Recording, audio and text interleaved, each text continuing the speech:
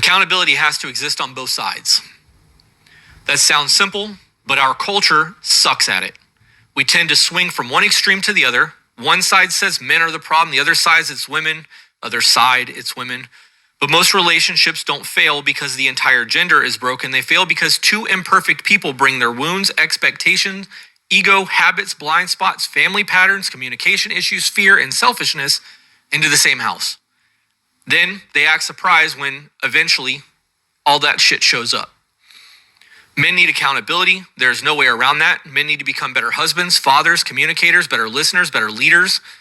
They need to become better at emotional regulation, better at repairing conflict, more present, and better at telling the truth without immediately becoming defensive. This is not an attack on men. It's part of growing up. If a man wants to honor the marriage, then he has to respect his wife, the trust of his children, and the responsibility that comes with leadership. Then he has to accept the growth that comes with all of it. But that same standard applies both ways. Women are not exempt from growth. They're not exempt from ego, selfishness, emotional immaturity, manipulation, avoidance, contempt, dishonesty, resentment, or blame. Saying that shouldn't be controversial. It should be obvious. Accountability isn't a male responsibility or a female responsibility. It is the human responsibility.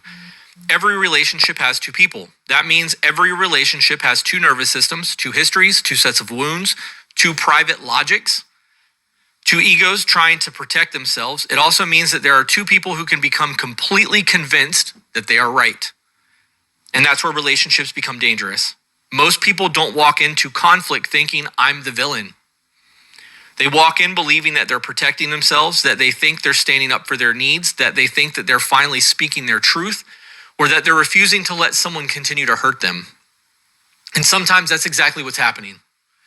Sometimes it's ego dressed up as empowerment. Sometimes it's avoidance dressed up as peace, punishment dressed up as boundaries. Sometimes it's control dressed up as standards. Sometimes it's fear dressed up as intuition, or pride dressed up as self-respect. And that's why accountability matters so much. Not because we need to shame our partner, but because we need to tell ourselves the truth before our own story becomes so convincing that we can no longer see ourselves clearly. We've coached enough couples to know that both people usually have versions of events that makes perfect sense from inside their own mind. The husband has his story, the wife has hers, and both stories contain truth, but both stories also leave things out. Both stories make the person telling them seem a little more reasonable than they probably were.